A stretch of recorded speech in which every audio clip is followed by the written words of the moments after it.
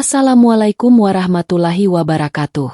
Cerita ini mengisahkan tentang seorang TKW yang diambil ginjalnya setiap hari disiksa dan dipaksa melayani beberapa pria asing. Namun sebelum lanjut silahkan menuliskan kalimat sholawat di kolom komentar agar kita bisa mendapatkan syafaatnya. Amin. Di sebuah desa kecil yang terletak di kaki Gunung Merapi, dengan sawah-sawah yang menghijau dan kehidupan yang tenang. Masyarakatnya bekerja sebagai petani, nelayan, atau buruh, menjalani kehidupan sederhana namun penuh kedamaian. Namun, di balik ketenangan itu, ada mimpi besar yang menggebu di dalam hati mereka. Salah satunya adalah Sari Wulandari, seorang gadis muda berusia 23 tahun, yang sudah lama memimpikan kehidupan yang lebih baik. Sari adalah seorang wanita Jawa yang berasal dari keluarga sederhana. Ia tumbuh besar di bawah asuhan kedua orang tuanya yang pekerja keras. Ayahnya adalah seorang petani, sementara ibunya seorang penjahit. Sejak kecil, Sari sering mendengar cerita-cerita tentang bagaimana orang-orang desa lainnya yang pergi ke luar negeri bisa mengubah nasib mereka, memberikan uang kiriman untuk keluarga mereka, dan bahkan membeli rumah. Inilah yang menjadi motivasi Sari untuk mencari pekerjaan di luar negeri, agar bisa memberikan masa depan yang lebih baik bagi ibunya yang sakit-sakitan dan adik-adiknya yang masih kecil. Namun, Sari tahu betul bahwa pergi ke luar negeri bukanlah pilihan yang mudah. Banyak orang yang berpikir dua kali karena takut terjebak dalam situasi yang buruk. Namun harapan untuk bisa mengubah nasib tetap menggebu dalam hatinya. Ia teringat percakapan dengan ibunya beberapa minggu sebelum berangkat. Ibu bertanya, "Sari, kamu yakin ingin pergi ke luar negeri? Ada banyak cerita yang tidak baik tentang pekerjaan di sana." "Ibu, Sari ingin membantu. Sari akan kirim uang tiap bulan untuk obat ibu dan kebutuhan adik-adik. Sari akan pulang membawa rezeki," jawab Sari. "Tapi hati-hati, Nak, jangan sampai kamu terjebak dalam hal-hal yang tidak baik," ujar ibu. "Ibu jangan khawatir. Sari akan berhati-hati," jawab Sari dengan yakin. Dengan tekad bulat, Sari akhirnya memutuskan untuk mendaftar melalui agen tenaga kerja yang dipercaya di desanya. Agen tersebut menjanjikan pekerjaan di sektor rumah tangga dengan gaji yang cukup besar. Setelah beberapa proses administrasi, Sari pun mendapat visa kerja dan berangkat ke Kamboja, meninggalkan kampung halamannya dengan harapan tinggi. Setibanya di Kamboja, Sari disambut oleh Emerjon, pria berkebangsaan Barat yang sudah menunggu di bandara. Meskipun Sari merasa sedikit cemas, ia tetap berusaha untuk tenang. Emerjon mengantarnya dengan mobil menuju rumah tempat ia akan bekerja. Rumah itu terletak di daerah yang agak terpencil, jauh dari pusat kota, dan jauh dari keramaian yang biasanya ada di Phnom Penh. Saat mereka tiba, Sari merasakan atmosfer yang sangat berbeda dari yang ia bayangkan. Rumah itu besar dan megah, tapi sepi, dan terasa sedikit mencekam. Emerjon memberitahu bahwa majikan Sari akan segera datang untuk menjelaskan pekerjaan yang harus ia lakukan. Namun, Sari merasa ada sesuatu yang aneh dengan cara pria itu memandangnya. Sari akhirnya diperkenalkan dengan majikan rumah, seorang pria Barat yang terlihat dingin dan tak banyak bicara. Ia diberitahu bahwa tugasnya adalah membantu dengan pekerjaan rumah tangga, memasak, dan menjaga kebersihan. Namun, Sari merasa tidak nyaman saat pria tersebut terus menatapnya dengan tatapan yang berbeda dari apa yang ia harapkan. Sari mulai merasa cemas dan ragu, tetapi ia mencoba untuk tetap fokus pada tujuannya, mengirimkan uang ke rumah dan membantu keluarganya. Sehari-hari di rumah itu terasa semakin menegangkan. Para pekerja rumah tangga lainnya tidak banyak bicara, dan seringkali ia merasa diperlakukan secara berbeda. Namun, Sari berusaha bertahan dengan pemikiran bahwa ini hanya sementara. Pada suatu malam, Sari dipanggil oleh Emerjon ke ruang bawah tanah rumah itu. Dengan rasa cemas, ia mengikuti perintahnya. Namun apa yang ia temui di sana adalah hal yang jauh dari apa yang ia bayangkan. Emerjon memberitahunya bahwa tugasnya tidak hanya untuk membersihkan rumah, tetapi juga untuk melayani pria-pria Barat yang datang ke rumah tersebut. Sari merasa sangat terkejut dan ketakutan. Ia tidak bisa mempercayai apa yang baru saja ia dengar. Dalam hatinya, ia merasakan ada yang salah, namun ia merasa terjebak dan tidak tahu harus berbuat apa. Malam yang menghantui. Ketika Sari kembali ke kamarnya, pikirannya penuh dengan kebingungannya. Ia teringat pada ibunya, pada impian untuk membantu keluarganya. Namun sekarang ia merasa terperangkap dalam situasi yang tidak pernah ia bayangkan. Keputusan yang harus ia buat semakin sulit. Namun ia tahu bahwa dirinya tidak bisa kembali sekarang. Sari duduk di tepi ranjangnya, memikirkan kembali percakapan dengan ibunya sebelum ia berangkat. "Ibu, Sari akan hati-hati. Sari akan kerja keras dan segera pulang." Namun, kini ia merasakan bahwa jalan yang ia pilih mungkin akan lebih berat daripada yang ia bayangkan. Hari-hari berlalu, dan Sari semakin merasa terperangkap dalam kehidupannya di rumah yang asing ini. Pekerjaan yang seharusnya ringan, seperti membersihkan rumah dan memasak, mulai berubah menjadi tugas yang lebih berat. Setiap malam, Sari terpaksa mengikuti perintah Hemer John dan majikan rumah, melayani pria-pria barat yang datang ke rumah tersebut, sesuai dengan apa yang mereka inginkan. Sari merasa tubuh dan jiwanya dipaksa untuk melayani, tanpa ada jalan keluar. Ia mulai merasakan bahwa segala harapan yang ia miliki sebelum berangkat ke luar negeri kini sirna. Setiap kali ia berusaha menolak atau menunjukkan ketidaknyamanan, Hemer John dan para pria itu semakin menekan dan mengancamnya. Suasana rumah tersebut semakin mencekam, dan Sari merasakan dirinya kehilangan kendali atas hidupnya. Suatu malam, setelah pekerjaan selesai, Sari pergi ke kamar kecil yang ada di bagian belakang rumah, tempat ia bisa sedikit merasa tenang. Di sana, ia mengingat kembali kata-kata ibunya yang dulu selalu mengingatkan untuk tetap kuat dan tidak mudah menyerah. Namun, rasa takut dan cemas kini mulai menguasai dirinya. Sari mulai berpikir bahwa satu-satunya jalan keluar adalah melarikan diri, tetapi ia juga tahu bahwa itu bukanlah pilihan yang mudah. Sari mencoba untuk berbicara dengan beberapa pekerja rumah tangga lain, namun mereka terlihat takut untuk berbicara atau membantu.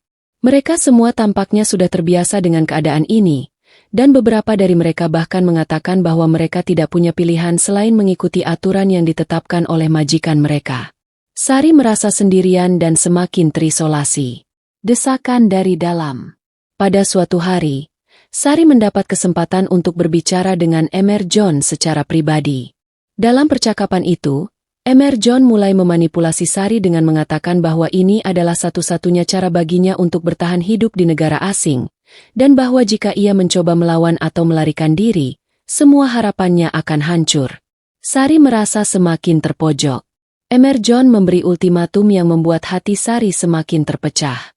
Ia tidak bisa kembali ke Indonesia begitu saja, karena untuk kembali ia harus menghadapi risiko yang lebih besar lagi. Namun, tetap bertahan dalam situasi ini juga membuatnya merasa kehilangan harga diri dan martabat. Setiap malam yang berlalu semakin memperburuk perasaan Sari.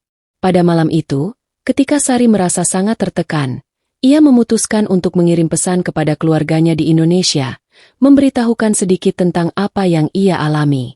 Tetapi, ketika ia hendak mengirim pesan itu, ia melihat Hemer John mengawasinya dari kejauhan. Ketegangan semakin meningkat, dan ia merasa bahwa satu kesalahan kecil saja bisa membuat semuanya berakhir dengan bencana. Hari itu, suasana di rumah terasa lebih tegang dari biasanya. Sari bisa merasakan bahwa ada sesuatu yang tidak beres. Setiap langkah yang ia ambil seolah dipantau. Pria-pria barat yang datang ke rumah semakin tidak mengenal batas. Mereka tidak hanya datang untuk pekerjaan rumah tangga, tetapi semakin sering memaksa Sari melakukan hal-hal yang sangat bertentangan dengan hati nuraninya. Pada malam itu, setelah selesai dengan tugasnya, Sari kembali ke kamar dan duduk termenung. Ia merasa sangat lelah, bukan hanya fisik, tetapi juga mental. Ia merasa seperti terkurung dalam ruang sempit yang tidak punya jalan keluar. Namun, ada keputusan besar yang muncul dalam pikirannya, untuk melawan. Sari tahu bahwa jika ia tetap diam, ia akan terus menjadi korban. Ia harus melawan, meskipun itu berarti mempertaruhkan nyawanya. Menghadapi Hemer John. Keputusan itu akhirnya membawanya pada konfrontasi yang sangat menegangkan. Sari, dengan perasaan cemas yang mengguncang tubuhnya, menghadap Hemer John di ruang utama rumah. Dalam pertemuan tersebut, ia akhirnya memberanikan diri untuk berbicara. "Saya ingin pulang," kata Sari dengan suara yang bergetar. Saya tidak ingin hidup seperti ini lagi. Emerson hanya tersenyum sinis, tetapi ia tidak segera menanggapi. Kamu tidak punya pilihan, Sari, jawabnya dengan dingin. Kamu tahu apa yang terjadi jika kamu mencoba melawan. Kamu tak akan pernah bisa kembali ke Indonesia. Sari tidak bisa menahan amarah dan ketakutannya lagi. Ia berdiri tegak dan berkata, jika saya tidak pergi sekarang, saya akan melawan. Saya tidak peduli lagi. Sari mengerti bahwa ini adalah titik di mana segala sesuatu akan berubah. Jika ia gagal, maka semua harapan dan impiannya akan hancur. Tetapi jika ia berhasil, ia akan menemukan kebebasan, meskipun dengan risiko yang besar. Pada saat yang sama, pria-pria barat yang biasanya datang ke rumah mulai berkumpul di ruang tamu. Keadaan semakin panas dan penuh ketegangan. Sari bisa merasakan ancaman yang datang, dan dia tahu bahwa Emerson tidak akan melepaskannya begitu saja. Tiba-tiba, Sari melihat celah untuk melarikan diri. Ia berlari keluar dari rumah itu dengan penuh ketakutan, berlari sejauh yang ia bisa. Keringat dingin membasahi tubuhnya, dan detak jantungnya berpacu cepat. Semua yang ia pikirkan hanyalah untuk keluar dari tempat itu, apapun yang terjadi. Namun, sebelum ia mencapai gerbang rumah, dua pria yang sebelumnya ia lihat di rumah itu mengejarnya. Mereka berlari kencang, dan Sari merasa tidak akan mampu melarikan diri lagi. Dengan tekad yang kuat, Sari berhasil memasuki sebuah lorong kecil di belakang rumah yang mengarah ke jalan raya. Hanya beberapa meter lagi menuju kebebasan, namun para pengejarnya semakin dekat. Ia mendengar suara langkah kaki mereka semakin mendekat, dan tubuhnya mulai terasa lelah. Tubuh Sari terhempas ke aspal dingin. Napasnya terengah dan luka di kakinya membuatnya hampir menyerah. Namun tepat saat pria-pria itu semakin mendekat, sebuah mobil SUV hitam berhenti mendadak di depannya. Dari dalam mobil, keluar seorang pria parubaya berlogat Indonesia yang segera menariknya masuk. Cepat, naik. Kamu aman sekarang, serunya. Sari, meski dalam kondisi panik dan bingung, segera menurut.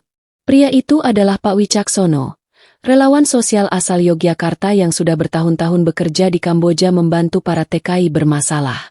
Ia mendapat kabar tentang situasi Sari dari tetangganya yang curiga dengan aktivitas mencurigakan di rumah tempat Sari ditahan. Di rumah aman milik Pak Wicaksono, Sari dirawat dengan penuh perhatian. Luka-lukanya diobati, dan untuk pertama kalinya setelah berbulan-bulan, ia bisa tidur tanpa rasa takut. Namun, luka emosional jauh lebih dalam dari luka di kulit. Kalau kamu siap, kita bisa laporkan kasusmu ke kedutaan. Tapi itu butuh keberanian besar, Sar, kata Pak Wicaksono suatu malam. Sari hanya mengangguk. Air matanya jatuh membasahi pipinya. Keesokan harinya, dengan bantuan Pak Wicaksono dan seorang pengacara lokal, Sari mulai menulis laporan resmi ke KBRI di Phnom Penh. Proses hukum tak semudah membalik telapak tangan. Pihak mafia perekrut jelas tidak tinggal diam. Mereka menyebar ancaman, bahkan mencoba menyuap beberapa petugas lokal agar kasus ini tak lanjut. Namun Sari sudah tidak ingin mundur. Ia sadar, bukan hanya untuk dirinya, tapi untuk semua perempuan yang mungkin akan bernasib sama. Ini adalah saatnya ia menjadi suara bagi yang tak bisa bersuara. Salah satu momen yang paling menyentuh adalah ketika Pak Wicaksono mempertemukan Sari dengan ibunya di Indonesia lewat panggilan video. Ibu, maaf. Sari belum bisa pulang, tapi Sari hidup, Bu. Sari selamat, ucap Sari sambil menangis. Sang ibu tak bisa berkata apa-apa, hanya menangis sambil memanggil nama anaknya. Tangisan itu bukan hanya tangisan kesedihan, tapi juga kelegaan dan harapan. 3 bulan setelah kejadian itu, Sari akhirnya menginjakkan kakinya kembali di tanah air. Bandara Adi Sumarmo dipenuhi keheningan haru ketika ia melangkah pelan dengan pakaian sederhana dan wajah yang tampak lebih tenang, meskipun matanya menyimpan banyak cerita.